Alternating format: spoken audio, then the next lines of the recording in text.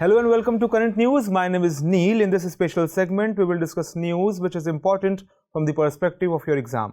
The bulletin of the last whole week which might echo in your question paper in the examination hall. Let's begin with the headlines.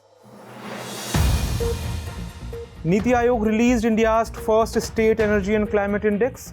States ranked on the basis of energy efficiency and climate change.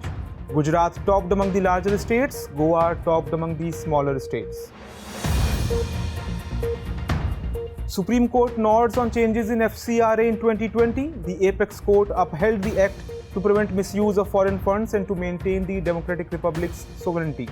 The amendments were challenged in court, contending that they violate fundamental rights and are arbitrary. Government approves MOU between SEBI and Financial Regulatory Commission of Mongolia. Enforcement of capital market laws eased. It will also aid in sharing information between the two countries. National Conference on National Cooperative Policy under the leadership of Union Minister Amit Shah concludes. The cooperative policy is likely to be finalized by the end of 2022. Government desires to reactivate primary agricultural credit societies. And World Health Organization's Air Quality Database report released. As per the report, about 99% of the world's population is breathing polluted air. The report's first edition was released in 2011. Let's begin with news of the week. NITI Aayog has recently released the State Energy and Climate Index Round 1. This is the first index that aims to track the efforts made by states and UTs in the climate and energy sector.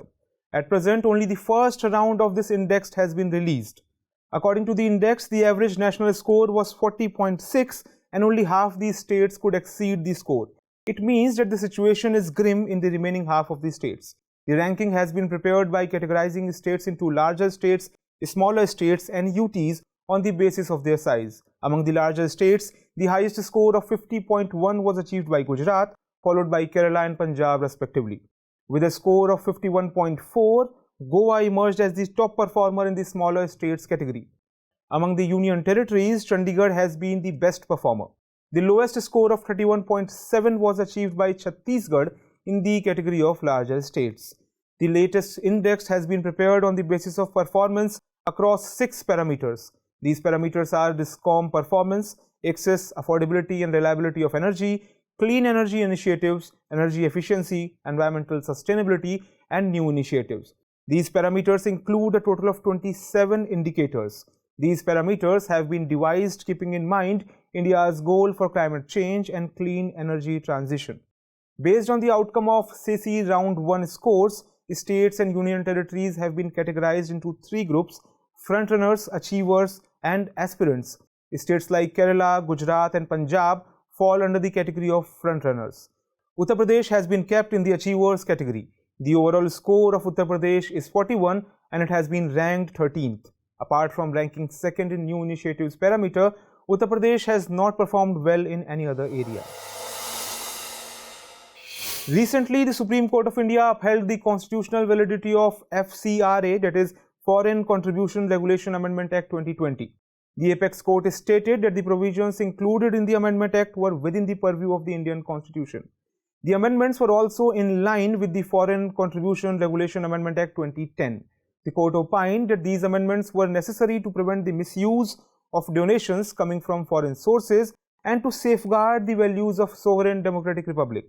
The court also stated that receiving foreign contribution cannot be an absolute right, as it can have material impact on socio-economic structure and polity of the country. Moreover, foreign aid can influence the policies as well as the political ideology of the country. It is noteworthy that in the year 2020, some amendments were carried out in the FCRA Act 2010.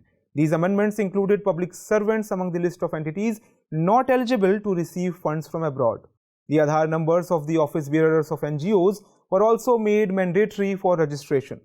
Also, it was made compulsory for recipients to receive foreign contribution only at the New Delhi main branch of the State Bank of India. Several petitions were filed in the Supreme Court challenging the constitutional validity of these amendments. It was contended that they were manifestly arbitrary, unreasonable, and impinging upon the fundamental rights. It is worth mentioning that the Act for Regulating Foreign Contribution was introduced for the first time in 1976. However, this act was found inefficient to deal with the challenges posed by the surging inflow of foreign contribution. Therefore, the FCRA Act 2010 was introduced to eliminate the deficiencies of 1976 Act. It aimed at establishing a stringent dispensation for regulating foreign contribution in India. The Act is applicable to all those groups and non-governmental organizations desirous of foreign contribution. For receiving foreign aid, all NGOs are required to register themselves under the Act, which is valid for 5 years. Recently, the National Judicial Conference on Arbitration and Information Technology was organized in Kevadia, Gujarat. President Ramnath Kovind inaugurated the conference. In this two-day conference held in the presence of Chief Justice of India, the President emphasized on mediation for dispute settlement. He also underscored that the Mediation and Conciliation Project Committee of Supreme Court has been doing a great job in this regard. Mediation in the Supreme Court is not a new concept. The Apex Court had constituted this committee in 2005 to oversee the effective implementation of mediation and conciliation in the country. The court had made this arrangement for a speedy disposal of pending cases. Mediation is a part of ADR, that is, Alternative Dispute Resolution. Besides mediation, arbitration, conciliation, negotiation are also some of the ADR methods used in dispute redressal mechanisms. To consolidate the same, Arbitration and Reconciliation Act 1996 has been enacted in India. In the Supreme Court, the Project Committee for Mediation was constituted, keeping in mind Section 89 of the Code of Civil Procedure. Mediation is a voluntary process in which a neutral third party tries to settle a dispute between two parties. As per the rules of Supreme Court, a mediator should have completed 40 hours compulsory mediation training for mediating disputes. This training is organized under the purview of Mediation and Conciliation Project Committee of the Supreme Court. Besides training, it is also required that mediator should have experience of at least 10 actual mediations. In addition, a mediator must have handled minimum 20 cases in mediation. Recently, the Union Cabinet has approved the proposal for signing a bilateral memorandum of understanding between SEBI and Financial Regulatory Commission, Mongolia. Until now, SEBI has signed 27 MOUs with capital market regulators of other countries. This MOU would contribute towards strengthening the information sharing framework between the two countries. A technical assistance program will also be established. The aim of the program is to share ideas related to capacity building activities and training of the staff. It will lead to effective enforcement of security laws and expanding the capital market. The Securities and Exchange Board of India was established under the Securities and Exchange Board of India Act 1992. It aims to protect the interest of investors and to regulate and promote development of securities market in India. The Act empowers SEBI to call for information from other authorities, whether in India or outside India, having functions similar to those of the board. For entering into any such agreement, SEBI needs prior approval of the central government. The objective of such agreement is to prevent or detect violations of securities law. In the wake of Russian invasion of Ukraine, the European Union has prohibited global transactions with Russian entities using euro-denominated banknotes. The US has also cut off Russia's access to US dollar. This has made India, which continues to trade with Russia, consider reviving the Rupee-rouble Mechanism. Rupee-rouble Mechanism is an alternative payment mechanism for trade between India and Russia, in which Indian rupees are used instead of dollars or euros for making trade-related payments or dues. It was first used in 1953 under the Indo-Soviet Trade Agreement. All payments between India and the then Soviet Union were to be made in Indian rupees under this agreement. The US and its European allies have imposed various economic sanctions on Russian banks and institutions owing to Russia's invasion of Ukraine. Consequently, various countries, including India, are facing challenges in carrying out trade with Russia in dollars and euros. Moreover, payments to Indian exporters and importers have been delayed, and as its result, trade between India and Russia has suffered. Hence, India is planning to re-adopt this arrangement for a smooth continuation of bilateral trade with Russia. The Union Home and Cooperation Minister Amit Shah recently inaugurated a two-day national conference on national cooperative policy. Chief Secretaries of all the states and heads of major cooperative institutions of India participated in the conference. The Union Minister emphasized on conducting elections in the cooperatives in a democratic manner in the near future. Moreover, he stressed upon establishing institutions like Election Commission of India for carrying out elections in a transparent manner. He also made it clear that the government would soon come up with a national cooperative policy. He also stated that this policy will likely be finalized by the end of 2022. The government is also conceptualizing model bylaws to govern 63,000 primary agricultural credit societies or PACS of the countries. Moreover, the government is keen to revitalize the defunct ones. PACS or PACs provide agricultural loans for short and medium term. According to the RBI, the cooperative credit system at the village level provides short and long-term loans in the agricultural sector. There are 3 levels of short-term cooperative credit structure: PACS or PACs at the village level, central cooperative banks at the district level, and state cooperative banks at the state level. PACS fall outside the purview of the Banking Regulation Act 1949, hence RBI does not directly monitor it, whereas district level and state level cooperative banks come under the purview of the State Cooperative Societies Act, hence RBI directly monitors it. NABARD is responsible for monitoring these 2 types of banks. A recently published Oxfam report mentions that more than 125 crore people will become poor in 2022. The report held that the present situation has been caused by 2 developments. Firstly, price inflation caused by the Russia-Ukraine war, and secondly, economic crisis caused by COVID-19 pandemic. Besides, gap between rich and poor is also widening rapidly due to these 2 factors. Actually, people lost their jobs due to COVID pandemic, and as its result, they had to face higher food price inflation. Moreover, Russia-Ukraine war has not only led to a rise in oil and gas prices, but has also led to a rise in food items prices around the world. As per the report, more than 263 million people will have to live in extreme poverty in 2022 due to combined effect of the COVID pandemic, rising inequality, and increasing food prices. Consequently, 860 million people in the world will fall below extreme poverty line. Besides, extraordinary increase in the number of poor people will also alter decades of progress made in the fight against poverty. The report also urged the World Bank and the IMF to cancel debt payments for low and lower middle income countries for the years 2022 and 2023. It also suggested taxing private property, restoring IMF special drawing rights, and increasing emergency aid to low-income countries. The latest Oxfam report is based on the World Bank estimates and research conducted by the World Bank and the Center for Global Development. Oxfam International is a group of non-governmental organizations formed in 1995. The name Oxfam comes from the Oxford Committee, which was constituted for famine relief in Britain in 1942. Space debris, that is space waste, has been prominently in the news. NASA released an orbit debris bulletin in March 2022. According to this bulletin, the US has more than 5,000 space objects which are defunct and have now become part of the space debris. Also, India has 103 spacecrafts, including active and defunct satellites, besides 114 objects categorized as space debris. Post the release of this report, ISRO and the Government of India have come into action. According to the Union Minister of State, Jitendra Singh, ISRO has taken up research activities required to undertake active debris removal or ADR against the backdrop of space debris. Presently, ADR is one of the best methods to contain the growth of space debris objects. Active debris removal is defined as the removal of obsolete spacecraft, satellite and rockets from the space. Efforts are also made to remove the fragments of spacecraft that have broken off satellites and rockets. External disposal method is used in the ADR for removing space debris. Deorbiting of the defunct spacecraft is carried out in this disposal method. It means that the satellite is removed from the space orbit. Besides, sometimes the debris is completely destroyed. The concept of end-of-life services is also linked to ADR process. ADR also includes other technologies such as ground-based lasers, space-based lasers, electrodynamic tethers, solar sails, harpoons, aerogels, grappling arms, etc. It is worth mentioning that Situational Awareness Control Center, a unit of ISRO, is operational in Bangalore. This unit is working for the removal of space debris in collaboration with ISRO.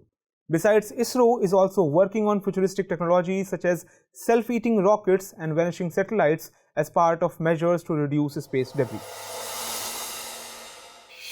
Recently, a group of scientists from Indian Institute of Chemical Technology, Hyderabad, have designed a hybrid material. This material can absorb greenhouse gases like methane and convert it into clean hydrogen. They have also simulated a process of capturing carbon dioxide in situ and converting it into high-purity hydrogen. In this process, carbon dioxide is converted into pure hydrogen from non-fuel grade bioethanol. In situ capturing, the gas is stored and transformed at the original location. Researchers have also fabricated a facility that can further carbon capture and conversion research at the institute. This facility has been named as Fluidized Bed Reactor System or FBR. Methane is converted into high purity hydrogen through this system. Also, materials with dual ability of absorption as well as conversion can be tested through this system. It should be mentioned that FBR is a system which is used for a variety of multi-phase chemical reactions. In this system, a fluid such as gas or liquid is passed through the bed of solid reactants at high enough velocities to suspend the solid and cause it to behave like a fluid. The FBR facility was commissioned in January 2022 at CSIR IICT Hyderabad under the Mission Innovation Project supported by the Department of Science and Technology. At present, the effect of global warming is increasing due to rising greenhouse emissions. Therefore, scientists are striving hard to figure out innovative measures to absorb greenhouse gases and convert them into useful substances.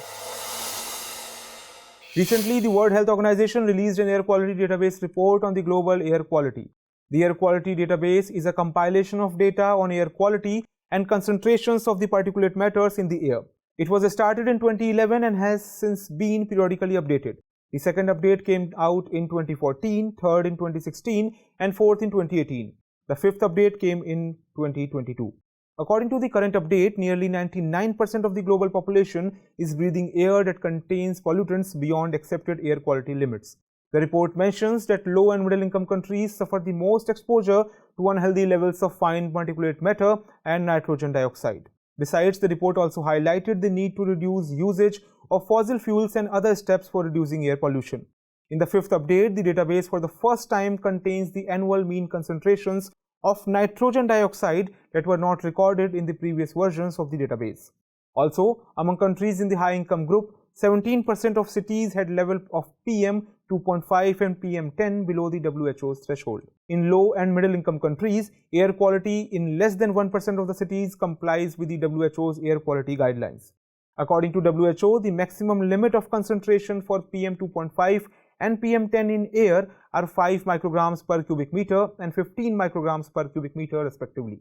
The maximum limit for concentration of nitrogen dioxide in the air is 10 micrograms per cubic meter. PM 2.5 and PM 10 represent particulate matters that have a diameter equal to or less than 2.5 microns and 10 microns respectively. IRENA, that is the International Renewable Energy Agency, has recently released the Renewables Capacity Statistics 2022 report.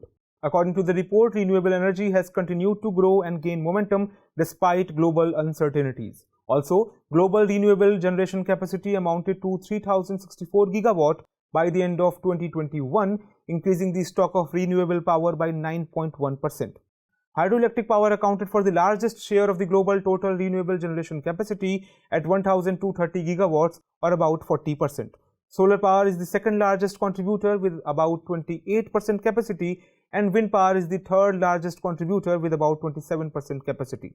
The report also highlighted that Asia accounted for 60% of the share of new renewable energy capacity installed in 2021. China was the biggest contributor in the new renewable capacity installed in 2021, followed by Europe and North America respectively.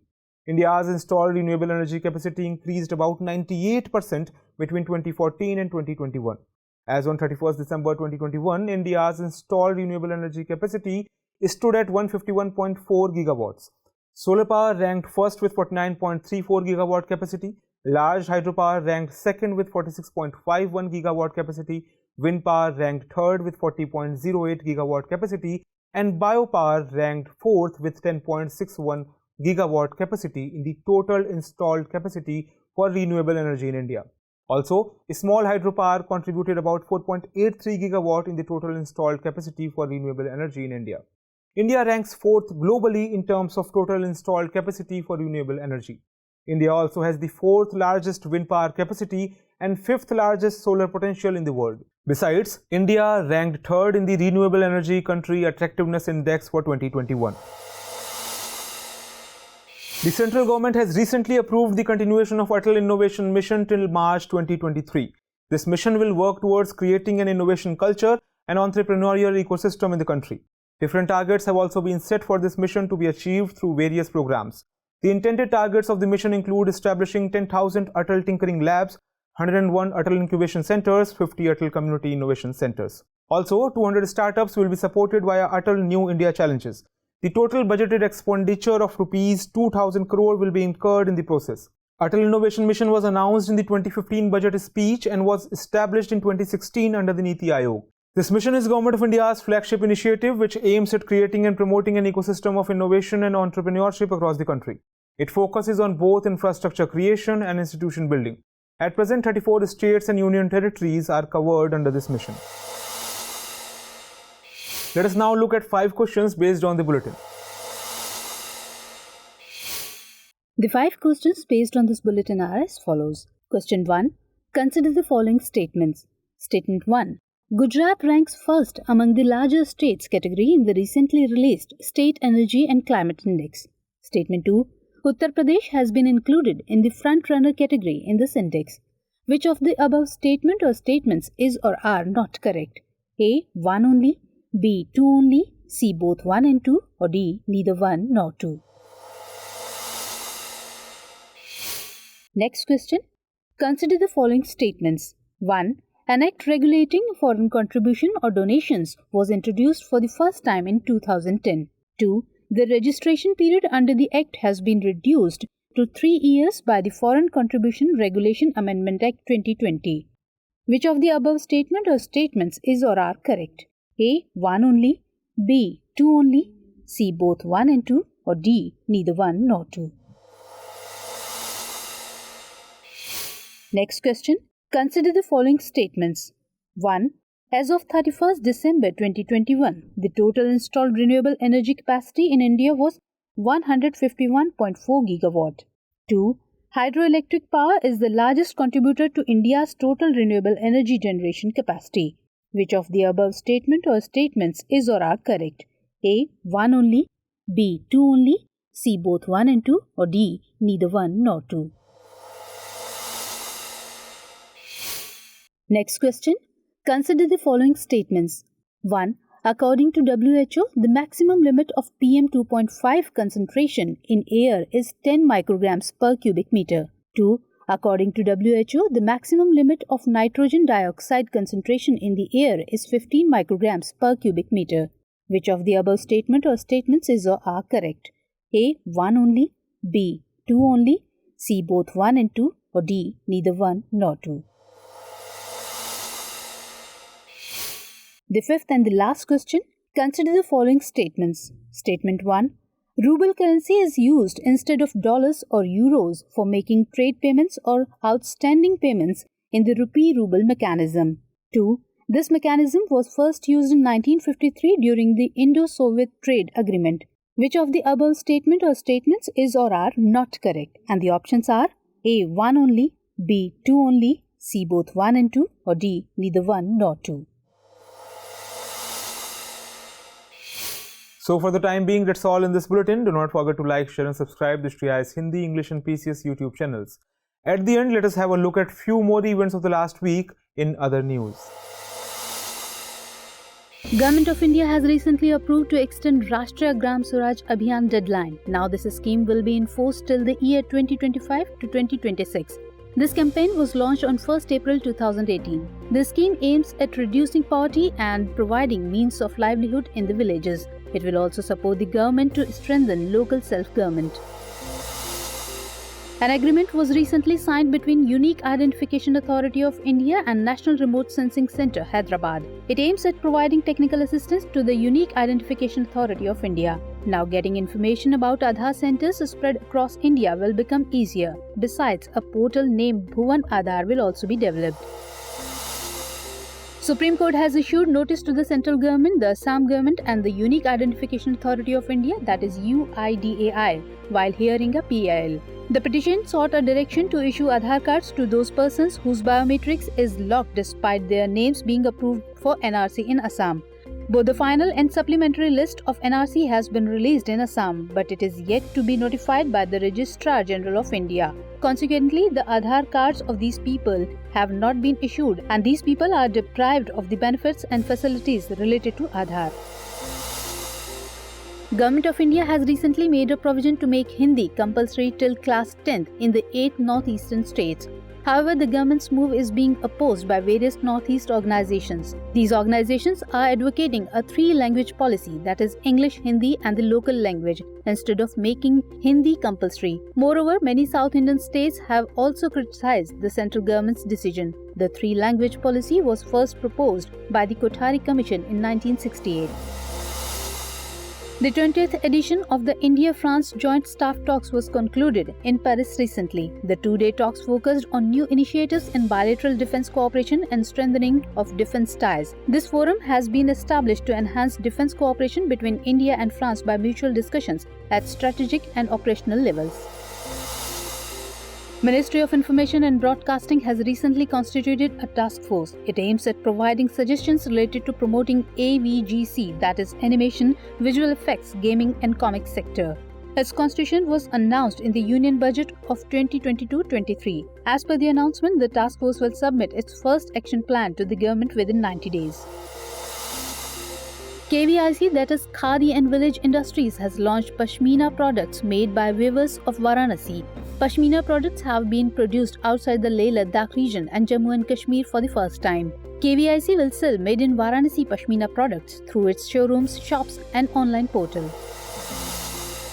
AAI, that is Airports Authority of India, has recently launched the Avsar scheme. Self-help groups will get an opportunity to showcase local products at the airport under this scheme.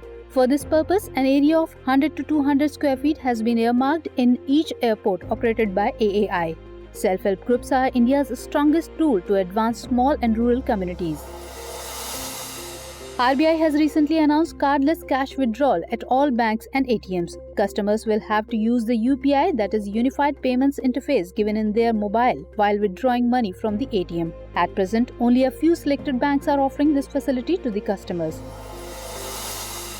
Foreign Secretary Harshvardhan Shringla has been appointed as the Chief Coordinator for the G20 Summit to be organized by India in 2023. G20 Summit 2023 will be chaired by India, and this summit will be the largest multilateral event organized by India so far. Indonesia is presiding over the G20 Summit 2022.